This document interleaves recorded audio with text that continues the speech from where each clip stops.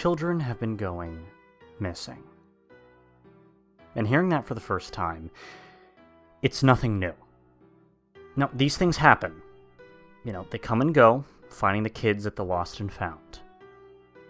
Only these disappearances have been becoming more and more frequent.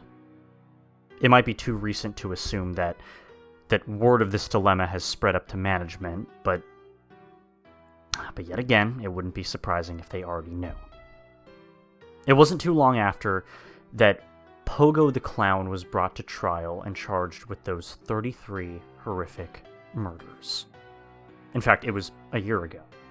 Okay? We seem to be living in a world running rampant with serial killers.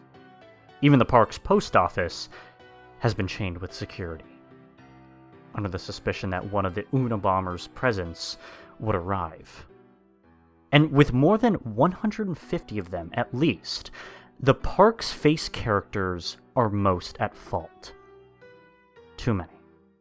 Okay? Too many costumes walking around and taking pictures with these innocent kids. Management can never have enough. Now it's the beginning of the summer season. Intercom messages of missing children persist. And the worst part about this? I'm the one who was assigned to be Donald Duck at just above minimum wage. Walt Disney World, 1981.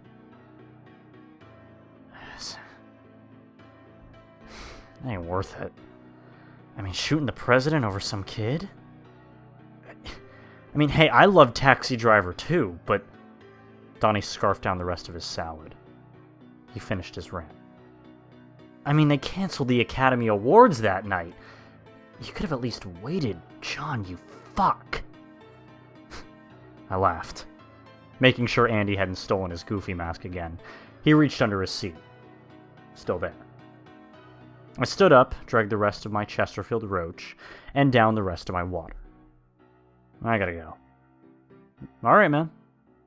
I actually gotta go back out there in that heat. Man, I just want the day to be over. 89 degrees, and the humidity was indeed high. Donnie tapped the right side of his nose. Hey, I got a gram. You want some? Now, it was true that some of us functioned on uppers, but management didn't need to hear that. The face characters are the ones who have to play happy and keep up the facade in front of hundreds of angry parents and whining kids. We more than warranted the use of drugs, you could say. At least that was my mentality. Of course, you can't do that sort of thing anymore, and I heard that they even give weekly toxicology tests to employees. Dude, last time you gave me some, I sweated even more. No thanks. Donnie reached over to the mini fridge and pulled out a pack of frozen peas. You know what I do? I keep an ice pack in here. When I go out, I stick this fella down in my crotch, and I'm good for the rest of the day. I grinned and headed out of the staff building. You do that. He shrugged and called out. Suit yourself, Nancy. Yeah. It was back to work with me. We were only allowed 30-minute breaks on very long shifts. I don't know how they would have known if I was slacking off. Donnie always liked to joke about Walt Disney being the big brother of Disney World. He's always watching. Ugh. When wearing a Donald Duck headpiece, you don't see the world through the eyes of an exuberant cartoon character. You're seeing through two holes, and with the weather out today, you rely on those two holes for oxygen. You'd think somebody on the workforce would rally together, a union strike for more comfortable costumes. And people have. Those people remain unemployed. See, last year, 11 characters passed out due to heat stroke. In the event that someone files a suit, it would be similar to fight like Polyphemus without Odysseus's help. Their lawyers are more creative than the engineers. You could be hit, yelled at, spat on, and mugged. You must endure those unfortunate without ever breaking character. This includes taking off your headpiece. Don't like it? Well, buck up and get over it. You're entertaining children, not being drafted. That's what my boss said when I complained to him about the sun-soaking material of this suit. See, me, Donnie, Krista, Andy, and a couple of others had formed a little clique where we'd hang out during breaks. Compared to the rest of these face characters, we seemed to be the only ones who kept themselves coherent and sane. For us, it was a summer job before we went on to better things. We knew that we weren't staying here long. For the rest, however, well, their motivations were unknown. And that's where things got scary. It's the unknown backstories of people camouflaged in happy-go-lucky gear. It's the fear that among a couple delinquents and bad apples, there's a Section 8 in the crowd. The people who are unfamiliar of this occupation are probably just going to shrug these fears off. You know, a big corporation like that, you're being paranoid. Background checks. They had to have had them. And that's where you're wrong. See, keep in mind that this was 81. The public didn't exactly look in favor of this job. They saw it on the same grounds as a fry cook at McDonald's. You know, nothing special. And when it came time for my interview, I had filed all of my credentials and any important paperwork in a huge binder that I dropped on my manager's desk. I just remember him chuckling, looking up at me and saying, "You think this is the CIA?" No. But when it came to Disney Corporation and the well-known self-preservation of their image, I would have at least thought that even a simple job like this would have come with a simple background check. It bewildered me. Sure, but I had just been given a job at Disney World. A mediocre and exhausting job, sure, but I loved the idea of working as a Disney character showing up on my resume. There was no room to complain where bragging could only fit. And my attitude towards this profession quickly shifted to morose, though, as I began observing some of these employees that were so easily let in to the Face Characters Guild. For example, it wouldn't be out of the ordinary to see a character begin to wobble out of exhaustion. Now, this happens more than you think. I remember the first time I saw this and wanted to walk up and offer a drink of water, but when I approached the character who was dressed as Dumbo, he snapped at me. "What are you doing? Donald Duck and Dumbo aren't the same movie. You're ruining the fantasy. Go back to your spot, dick." Strange stuff, right? I can understand a little bit of his reasoning for continuity, but this is Disney World. It's the melting pot of cartoon characters. It'd be reasonable to assume that this was a one-time thing, which I initially reasonably assumed. But then I began observing more of these characters. I remember washing my hands in the employee restroom when I overheard two characters who were talking to each other from their stalls. So I eavesdropped.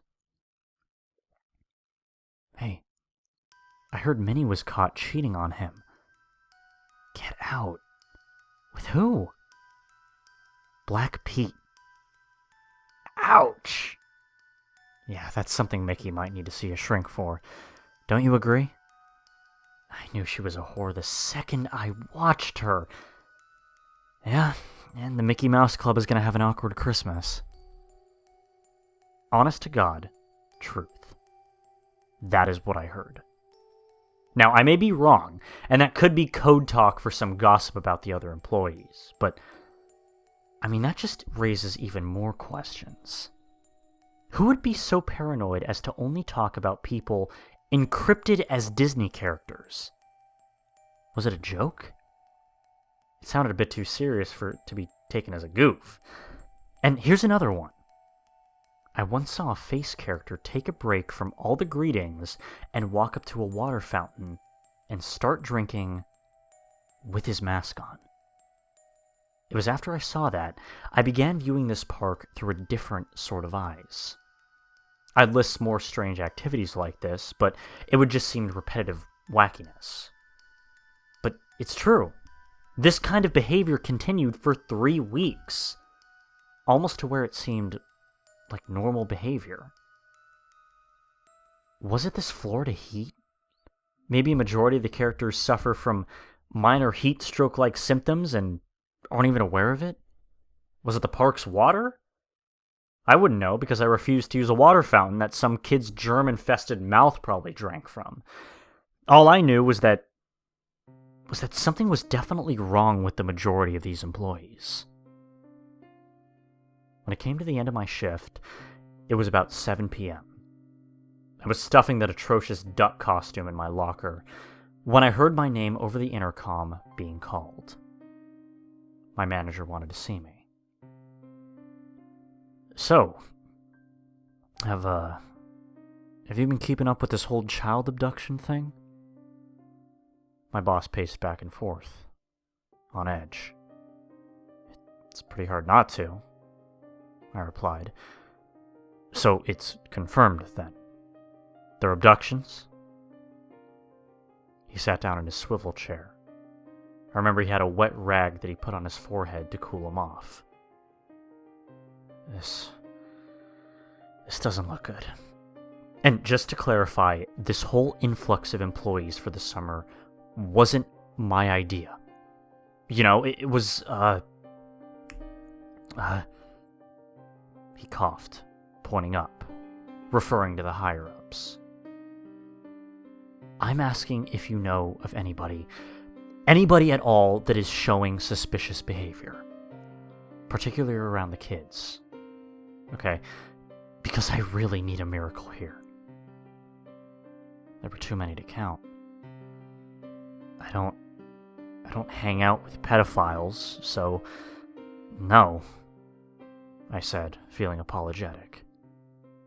He threw his head back in frustration. Those men in suits that are standing out there, they're not businessmen. Okay, they have badges. And sooner or later, the higher-ups are gonna find out and come down on me hard. They'll put the whole thing on me. And I didn't even do it. Get it? My reputation will be ruined. So let me ask, what use are you? None. I felt bad that I wasn't helping a situation, but it was a situation that I wasn't a part of. He pinched his nose and closed his eyes. Just go. You're the innocent one here. Alright, fuck me for managing the happiest place in the world. He shooed me away and slammed the door on me. And I couldn't help but feel bad. Disney's too big of a corporation to let a scandal like this bring them down. They'd put it on someone else, someone small and feeble like my boss. It's the dog-eat-dog nature of the business world. The next day is when things really took a turn, though. It was my shift again. The sun was fueling up for another hot day. I got there early, 20 minutes before they opened the gates. There was me, Donnie the Duck, waiting for an exciting day of taking pictures and making smiles. I remember thinking to myself that I could start coming earlier, because there were no characters walking into walls or screaming about the deterioration of the gene pool. That happened. Nothing like that. It was just me and a couple other vendors setting up their stands. It's interesting how you can be exposed to the strange for a certain period of time, and when things revert to normal, things seem strange again. Police officers, 3 of them, sprint past me just then. My heart stopped. This was it. One of them's getting cuffed. I rushed over to see what the ruckus was about, and they lined up against the door of the janitor's stockroom, pistols drawn. One of them was telling me and the other vendors to back off. "Open the door! We can talk about this," one of them shouted. I swear to God, if he did what he said, another said, his voice whimpering. It was this one who lifted his foot up and busted through the wooden door. They stormed in. Silence. And then No! No, you monster! You fucking monster! One said from the inside. This was one hell of a trip to see, because the magical kingdom was starting to sound like a filthy crime film. This is when things get crazy. One of the cops drag out one of the face characters, Minnie Mouse. There was red smeared all over her torso and legs. The cop throws Minnie to the ground, pulls out his baton, and proceeds to beat the living shit out of him. We're talking about some major wailing here, with his baton and his foot. He didn't seem to be letting up. One of the other cops comes outside and begins puking. He finishes and begins to pull the violent cop away from Minnie. "Let it go, man!" "Fuck that!" the violent one said. A swarm of Disney security members, about 7 or 8 of them, run over and tackle all 3 of the cops to the ground. While this is all happening, Minnie gets up and runs away from the scene. I really wish I'd chased her after the costume, but I just stood there, hoping that the security team would take notice and run after, but they didn't. Wrong guy! Wrong fucking guy! It's the guy in the costume! I'm an officer of the law! I got a badge! The violent one said. Are you off your fucking meds? They put him in handcuffs and dragged them off. The security closes the door without even looking inside, and they begin taping off the scene. The tape wasn't even police tape. It was just yellow tape that said, "Under construction." Already 20 minutes had passed, and the gates had opened. The park's microphones began to speak. Welcome, everyone! In celebration for decades of continued support, we're giving away free ice cream for anyone who visits any ice cream vendor. Don't wait any longer. It was after this incident that my boss was fired and replaced, and the park's face character count had dropped significantly. 3 days later, I resigned. I told this incident to Donnie. Naturally, he thought I was lying, which I thought was interesting. I would have at least thought that the other vendors would have spread this around like wildfire.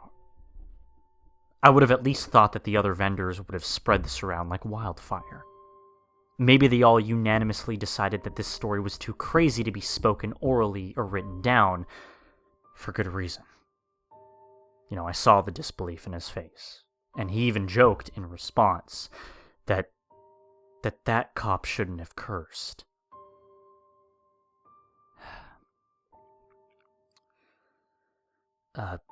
Looking back at that summer, it really did feel like a Twilight Zone episode.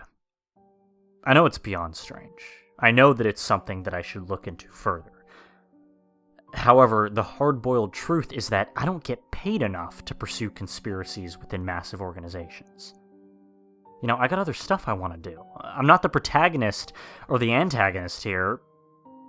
I'm just a kid who got a strange job in a strange place, filled with strange people during a strange time.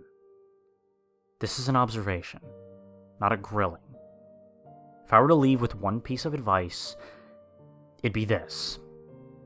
Alright, be careful of those who are masked and shake your hand and take their picture with you.